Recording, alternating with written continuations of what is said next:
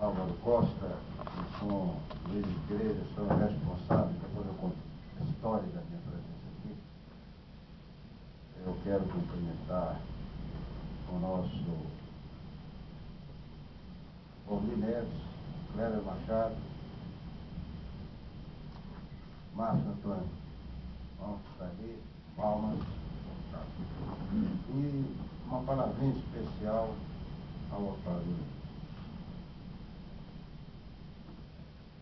O Otávio era... O Otávio era da liderança estudantil naquela altura, ele presidia o diretório, e desde então tivemos amizade muito grande. Eu não conto o que houve para não me alongar, mas no meio dessa história houve uma máquina de escrever, e eu vejo com muito carinho, com muito orgulho, o Otávio ser deputado federal. Casa por onde eu passei, e devo contar uma história rápida antes de entrar. Com o ato institucional número 5, no dia 13 de dezembro de 1968, a Câmara dos Deputados foi fechada. Eu era deputado federal à época, estava no Rio de Janeiro, aqui, nesta minha segunda terra, quando o repórter S anunciou as cassações dos deputados federais. O primeiro nome que surgia era de um rapaz, meu colega, médico, do Espírito Santo, chamado Sadi Bogato. Eu estava assistindo o repórter S e disse a minha mulher, mas isso é uma injustiça. Esse rapaz nunca foi um cidadão que pegasse em armas para derrubar governo nenhum. E logo a seguir veio o meu nome. E aí, claro, a estupefacção foi maior. Eu e a minha mulher que estávamos nos solidarizando com outro colega. Curiosamente, vocês estão vendo aqui, o meu nome se chama José Bernardo Cabral. Mas o nome parlamentar, o Otávio sabe disso, a segunda do outro nome era só Bernardo Cabral. Então, a cassação das pessoas foi Bernardo Cabral, e no final cassaram também o José Bernardo Cabral.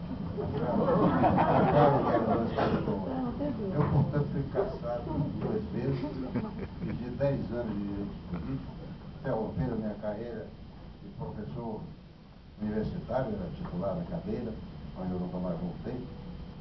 E quando desembarquei no Rio, portanto, em 68, encontrei um jovem advogado. Está à minha frente, a instituição mais forte que eu conheço moralmente se chama Ordem dos Advogados. Eu quero dizer, depois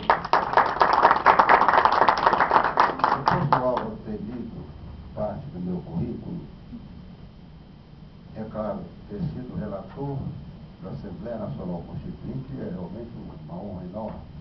Você tem na história do Brasil 5 Assembleias Nacionais Constituintes, portanto 5 relatores, e eu sou um deles que vou entrar na história do Brasil. Mas relator, ministro da Justiça, tudo que possa ter sido, não me deu tanta alegria, tanta honra por ter sido presidente do Conselho Federal da Ordem. Digo por quê.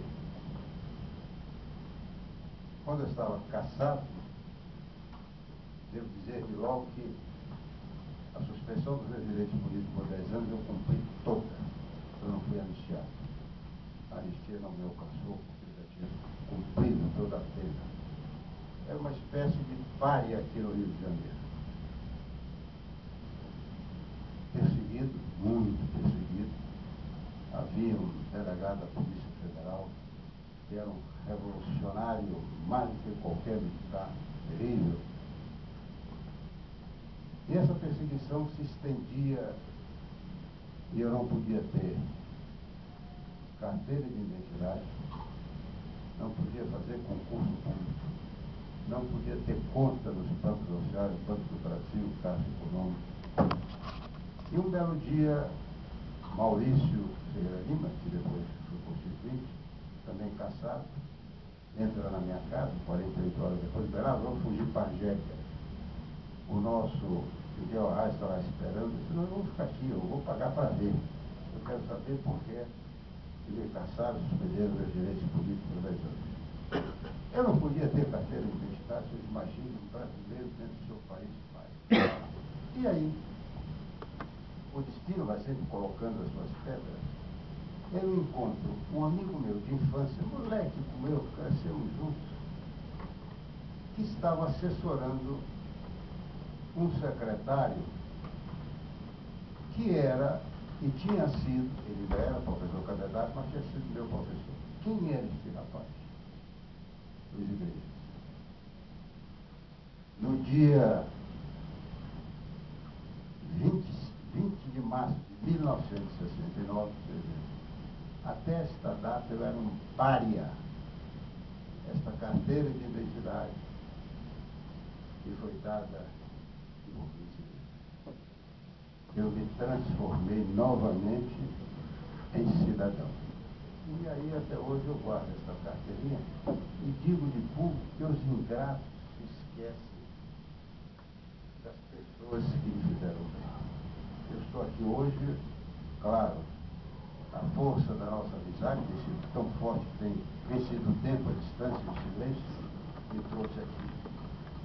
E eu lhes dou esse depoimento porque, quando eu fui secretário-geral da OAB, o Ministério do Trabalho mandou um recado ao presidente Zé Ribeiro de Castro Filho, um grande presidente, na minha opinião, talvez que abriu as portas depois para nós todos.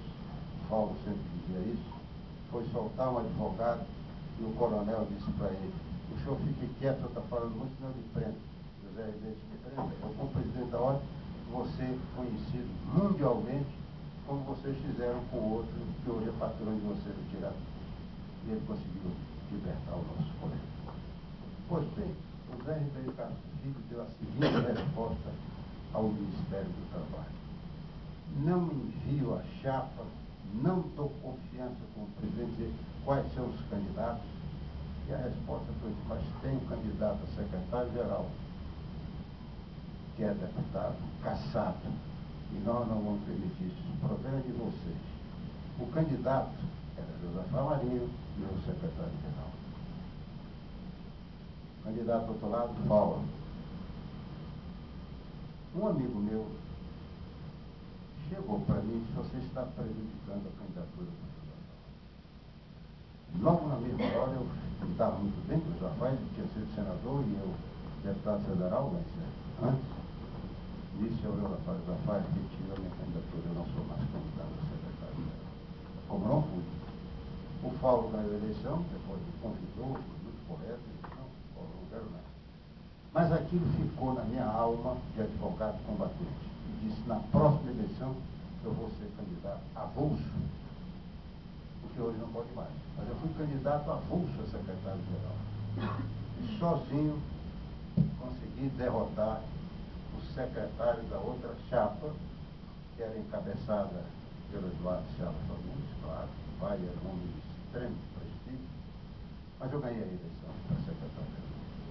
E de secretário-geral, eu fui para a presidência do Conselho. Quem me substituiu como conselheiro foi exatamente aquele que está me falando. Aquele que lá atrás, muitos anos antes, 12 anos atrás, nos encontramos, ele é advogado do Vinho, e foi o advogado mais moço, conselheiro mais moço que nós tivemos naquela altura. Eu lhes digo que a honra que eu tenho, a maior, de ter sido presidente do Conselho Federal, porque a OAB me acolheu como deputado federal cassado, os 10 anos de direitos políticos suspensos, a ordem não teve nenhum temor, e ela sempre cresce quando a repressão é aguda. Vocês imaginem que em 45, quando foi deposto o Getúlio, não havia vice-presidente, assumiu o Zé Guiares, que era o presidente do Supremo Tribunal Federal, era essa a ordem. A única instituição convidada para a posse do ameaça foi exatamente a ordem. Então eu estou na minha casa.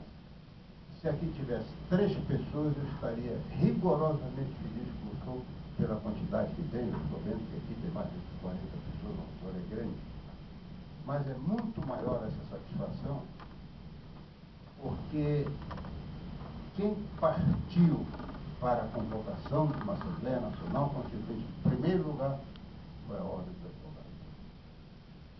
O Kleber deve estar lembrado disso, porque nós somos praticamente da mesma geração. Eu sou da turma de 50.